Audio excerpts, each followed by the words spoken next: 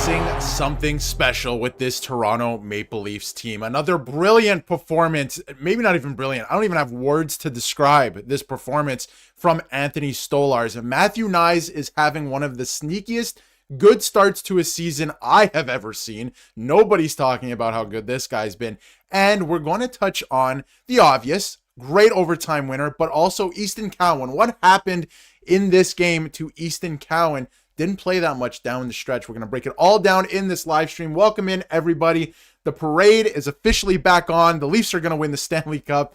Great performance against a good team. Make no mistake about it. I know they're having a hard time scoring, but that is a good team over there in the New York Rangers. They have changed their ways, but lots to like from the Toronto Maple Leafs tonight. Once again, it looks like they're starting to find their footing. At least a couple guys. They always come out of the gate pretty slow, but they look like a really good team right now. And shout out to everybody in the chat so far and watching right now, especially during the Blue Jays game, which I'm excited to get back to as well. Very exciting time.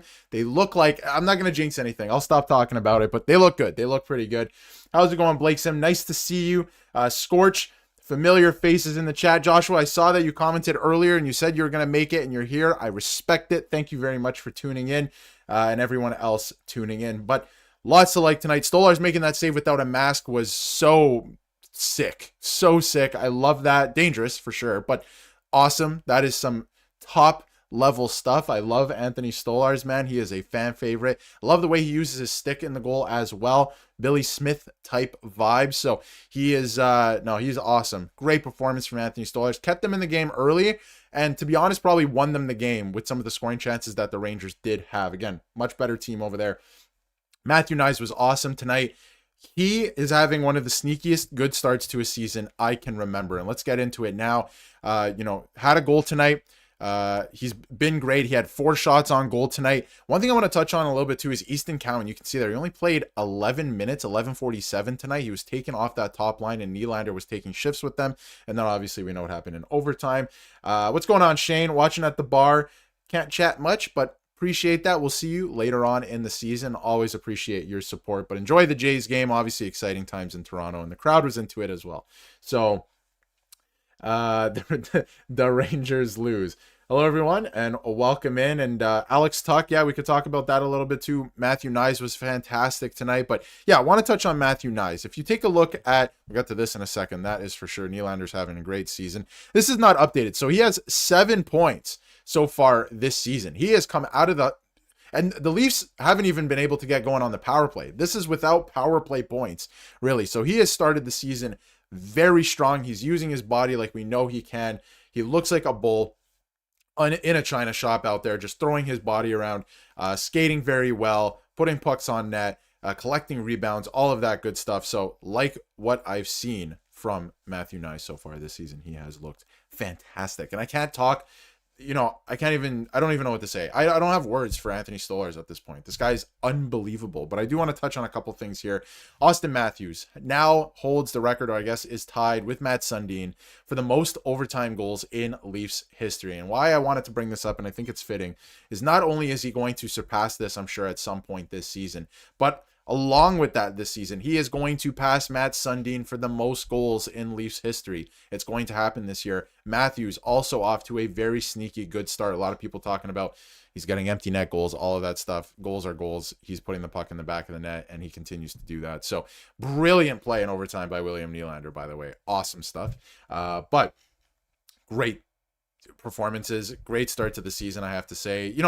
That Detroit game that they lost at home the other night on Monday, they played a great game and they just happened to lose it, and Stolarz wasn't on his game. They've been playing some good hockey, I have to be honest. I thought the only game that they did not play well in was that Detroit game in Detroit last Saturday, about a week ago. So they've been playing very well. I like the way that they've been playing, and it's the little details. I really noticed it tonight, and I'll get into Carlo in a second because, a couple people are mentioning that, and I've seen it in the comments throughout the course of the last couple of days. But they just look really good. It's the fine details to me. The Rangers were hanging around tonight, and they continue to get their scoring chances. And with Mike Sullivan at the helm now, this is a different team. They are not the Rangers of last year that you could just pick them apart and toy with your food.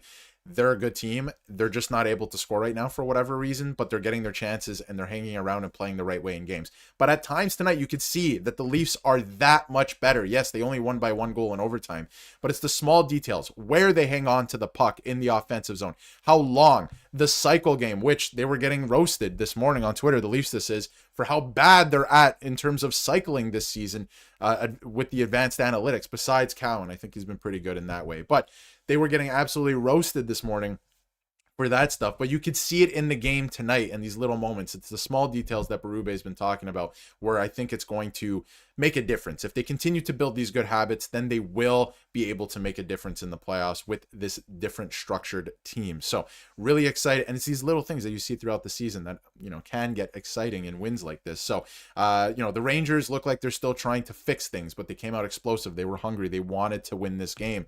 They got their chances. The Leafs hung in there. The small details paid off. They hung around. This is what they've been doing the whole time. Berube's been, behind the bench, and they end up with the win because the skill shines through in moments like that in 3-on-3. So I liked a lot of what I saw tonight. 1 goal wins, shows the better team play. They hung around. It's the small details where they're picking up their power plays as well. Austin Matthews kind of spoke about it. I love it. I love it. They're playing really well in certain areas of the game. So they've been very, very good. I wanted to pop this up. I want to talk about Easton Cowan a little bit. Actually, let's go to Carlo. We'll go to Carlo, but I'll pop up the box score for you guys to look at here. Brandon Carlo, I'll throw it back to the chat as well as I'm speaking. What do we think of Brandon Carlo so far this season? And to extend on that, Brandon Carlo and Morgan Rielly as defense pair. I have to say Morgan Rielly looks way better. Advanced analytics, eye test, whatever it is, offensively, looks way better so far this season. He picked up another point tonight. He was, however, a -1 because plus-minus is a very interesting stat. -1, picked up another point tonight. He's looked good this season. Brandon Carlo is making some puzzling decisions. The Rangers' goal was because of him. It was a mental lapse, right? You have to know in that situation not to touch the puck. So I'm not going to blame it 100% on him. It was a good play, good tip, all of that stuff. But you got to know in those situations, right? So he's looked a bit slow out of the gate to me. We know that he brings that physicality. He's making some interesting decisions when the puck is on his stick, and he's not the best puck mover. It should be Rielly maybe moving the puck, but at times you're going to have to. And if every time you move the puck, it's going to be a mistake, that's a problem that you have to address. So he hasn't started the season the way I would have liked, but I think that defense pairing and Rielly have been better so far this season from what I've seen in certain games. There are times that they get pinned. I also noticed that the Leafs flipped the script. They were using the reverse Uno card tonight where they pinned the other team in their own zone in the second period, which was nice with the long change. So usually it's the Leafs getting pinned in their own zone. Tonight, not the case. So yeah, I think Devin, honestly, great observation there. Great word. He's been meh so far. He's been mid. Like, he hasn't been so atrocious. He definitely hasn't been good. He's just been pretty mid so far this year. And that's not a bad thing, but we got to get going here as we head into... It's going to be an interesting season too, by the way, because that Olympic break is going to be odd. And then you're heading straight into the trade deadline. We'll see how that plays out. You play a lot of games this year in a short amount of time. There's a month, I believe it's December. It might actually be January, where the Leafs play 16 games in a month. So like every day, essentially, or every other day, excuse me. So that is pretty crazy. And the Maple Leafs are, on average, the biggest team in the National Hockey League right now, the heaviest team. So Stoli played fantastic, but yeah, Carlo has been pretty mid to me. I wanted to bring this up. If you take a look, if you point your attention to the box score here, Easton Cowan at times tonight, especially towards the end of the game, and I get it, the game was getting closer.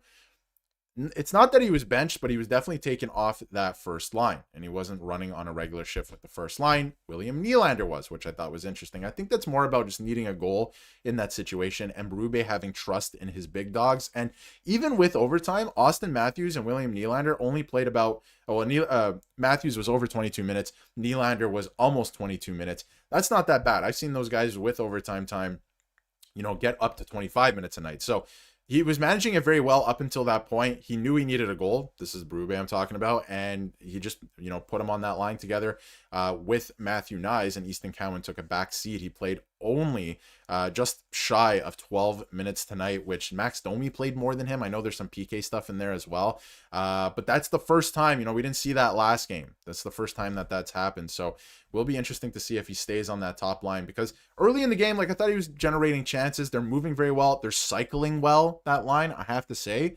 But he has to get better. He does have to get better, and we'll see what happens. And it could just be a trust thing. Obviously, I think he'd, Berube trusts Nylander a little bit more in that situation to go out there and get a goal, right? Although Nylander, man, sometimes he is the most frustrating player to watch. He gives up on plays sometimes, and I get he's tired. I get it. But, man, it's like, you're just going to let the guy score? You're just going to let the guy walk around you? There was a couple of times Will Cooley tonight, I'm like, man, you're just letting the guy walk around you. What are you doing? So a little frustrating to watch sometimes, but we love Nylander for what he can bring to the table otherwise. So I thought OEL was fantastic again tonight. He had a really, really good game the other night as well. And, put up another point tonight. So he was fantastic. And again, Stolarz with 29 saves on the night. The Rangers came to play. And he made some big, big saves. I think this game could have been like 4-1 Rangers, honestly, at some points. Like, he made some stellar saves. And Shesterkin was great, too. Like, I guess you can't really talk about it that way. Shesterkin was very good for the Rangers as well. But, yeah, from Richard, Treliving is not finished building a balanced team. We're going to touch on that, Nick and I, in a video tomorrow. Nick, of course, is busy with the Blue Jays right now, and Jays Digest, of course. Exciting times over there with the Blue Jays. But we're going to have a video on that tomorrow about, there's some new reports that have come out. Treliving's not done building this team, but I don't know if anything is necessarily imminent in terms of this week or maybe next week. But there is a trade that's going to come. This team will not look like this come playoff time, and I think who's going to be out the door will surprise people. And what is rumored to be coming back, it will also surprise people, because it's not a player we've talked about. There is a new player that is being talked about, which is pretty interesting, and we will touch on that in a video tomorrow. But let me know in the chat what you thought of tonight's game. Anything you didn't like, anything you did like. I think, those were two teams that are playing really, really well right now. That just came together. Both goaltenders were on their game. Stolarz making that save without a mask was awesome to see. Again, like I mentioned earlier in the stream, a little bit dangerous, but definitely awesome to see. Crazy stuff, honestly, with that one. But anything else that anyone saw tonight that they, liked from the Toronto Maple Leafs? I'm also going to try and pop up the impact score chart here for you guys, if it has been released at this point. Anthony Stolarz, again, by all advanced analytics tonight, was unbelievable. Kept them in the game at times. But the Leafs look like they're rocking and rolling for the most part. The Montreal Canadiens also, very tight division here. Montreal Canadiens won in overtime. They beat the Nashville Predators. So it's going to be a tight division this year. The Leafs have to continue to put in good performances. And yeah, it's going to be a fun season. But I'll get the impact score chart popped up for you guys here. We got it loading now. This one is from bench rates. We like to mix it up here on the channel, but we always like to show you guys what's going on in terms of who's performing and who's not. But I'll pop it up here so you guys can see. New York Rangers versus the Toronto Maple Leafs. So by the advanced analytics and metrics, Austin Matthews was the best player on the ice tonight for the Toronto Maple Leafs. So that kind of checks out. He looked very good tonight. If you go down the list, OEL, I mean, he's been fantastic. He's been great so far this year, and he continues to do his thing. And one thing that we were talking about last season, and it's always funny to see coming into a new season, how the Leafs and different teams address what their issues were last year. Well, there was an issue last year with scoring from the back end, and so far, it's been going great. Riley with another point, OEL with another point today. You're getting goal scoring. McCabe scored the other night. Lots of good stuff. If you look up and down this as well, the usual suspects at the top. Brandon Carlo, not a bad night. Bobby McMahon, when he is going, if he continues to play like this is the thing I'm talking about. If he can string games like the last one and this one together consistently, this is the consistency problem I've been talking about with him. He will be a great asset for this team. And maybe last year was just a fluke with him getting his feet wet in the playoffs, never having played in the playoffs before because he didn't offer much in the playoffs. If he can continue to play like this consistently, this guy is going to be unbelievable. Like the speed, his frame, like when he's coming in on the wing, and clearly Berube's told him to do that. He just keeps attacking on the wing, trying to drive in with his speed and his frame. It's hard to stop that. It really is. He is so big. So I'm really excited to see what he continues to do this year. If he can put it together consistently, because it's him and Nick Robertson to me. If they were able to do what they do really well consistently, and I'm not even talking about every game. That's Austin Matthews type stuff, right? Every other game, every 2 games, right? If they could do that, then this team would be really well off and you'll find success in the playoffs. So we'll see what he continues to do the rest of the way. I saw somebody mention Ski Skates mention Matthias has a lot of potential. He's looked good as of late as well. Now, on that second line, it's interesting, right? Like they're not creating too much and they haven't all year. It's an interesting case. They're not getting too many touches in the offensive zone. But I'm excited to see what he continues to do the rest of the way because I really like that player. I think that was a great trade. And he's looked good. He looks quick. I think there's a difference between quickness and speed. He looks very quick so far this season. He's making these quick passes. His vision's awesome. Like he'll stop up and he'll make a pass. And I'm watching on TV and I didn't even see the guy he's passing to. So he's been awesome to watch so far. I wish the physicality was up a little bit, but you can see he's at least trying to kind of play Berube style. So I like it. I like it. I do think he has potential as well. Nylander needs to be better at defending. It's like he doesn't try. Yeah, there are some times, I talked about it a few minutes ago, he's frustrating to watch. He is. Everybody that thinks that way, and you see it on Twitter and all of that, you guys aren't necessarily wrong, right? But it's just what he brings on the other side of the puck is so elite that you kind of have to put up with it sometimes. Like that's just who he is. He does try. He tries when he wants, right? You can see it sometimes. He does back check and he plays. He makes a good defensive play. But there are times he's extremely frustrating to watch. But yeah, we'll see what happens with. I don't think he's going to change. He is who he is at this point. But I love what he brings on the other end of the ice offensively. Ski Skates also bringing up that people forget that OEL used to quarterback Florida's power play. He's a sneaky offensive option. He is an offensive defenseman. People tend to forget that. And when he went to Florida, because of the narrative around the Florida Panthers, people started to believe that he was a defensive defenseman that liked to throw the body and all this stuff. I think he added that in the last couple of years and joining the Panthers, right? Like he learned to play on the edge there. So he's bringing that to the table now. He plays with a little snarl. We see that with the Leafs, right? I appreciate that. But he's an offensive guy. He's got a shot. He's got good vision. He likes to jump in the play sometimes. He did it again tonight. He likes to do that. And when he's doing that, he's at his best, right? He needs to play with confidence and continue to do that. And I think they're encouraging the Leafs defense this year to be more active in that way because they had no scoring from the back end last year. And it was a problem. You were only relying on your forwards. And of course, you had the other guy here who's now in Vegas. You had the other guy on the team who was running the power play, so no defenseman had the opportunity to do that. But this is the thing I'm talking about. Riley on the power play now, he's going to put up more points just by the fact that he's on there. So it'll be fun to watch the rest of the way, what the defense is able to do offensively. Because in terms of defense and structure, everything looks pretty good. I'm confident in Stolarz. He looks good so far. He looks like he came into this game mad. Like he was really pissed off about what happened in his last start, and he looked great. So, and I thought the Leafs looked great the last 2 games, especially against Nashville. Even that game against Detroit where Stolarz wasn't great, he looked great. So, or the team looked great, excuse me.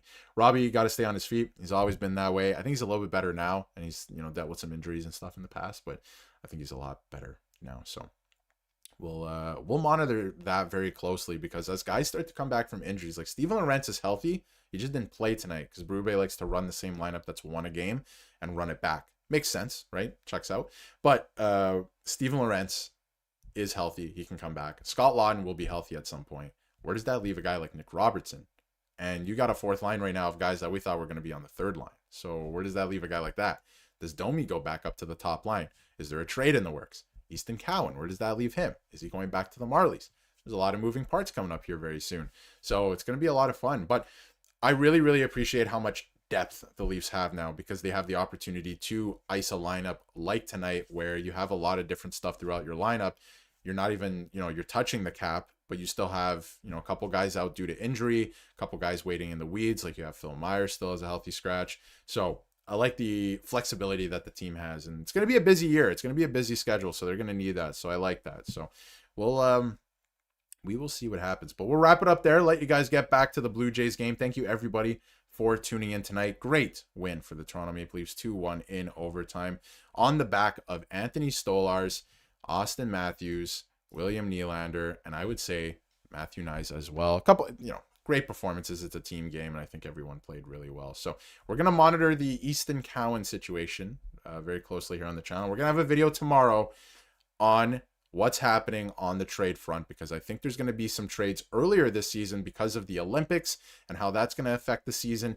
And, you know, there's a couple trade targets that are already being revealed by some insiders. So we'll touch on that tomorrow. Thank you, everyone, for tuning in. Go Leafs, go. We'll be back tomorrow with another video. And, of course, this weekend, Nick will have you covered for the stream after the game on Saturday against the Seattle Kraken. I won't be there, but I'll be back next week, and Nick and I will continue to stream. And it might be a little weird depending on what's happening with the Blue Jays for the next little while, but we'll have you guys covered all season long. We're going to continue to do post-game streams. Should be a lot of fun. Thank you, everyone, for tuning in. Prophet, Ski, Shane, everybody, John, nice to see you guys. Richard, thank you, everyone. Joshua, for tuning in. We will see you guys in another video tomorrow, and we'll be back for another stream after another big Leafs win against Seattle after the Blue Jays beat Seattle as well. We'll see you guys for another video tomorrow. Peace out. Digest your daily dose of gold. Stories of the bold where legends untold. From first pop drop to the season's fall. Tune in and watch the drama unfold.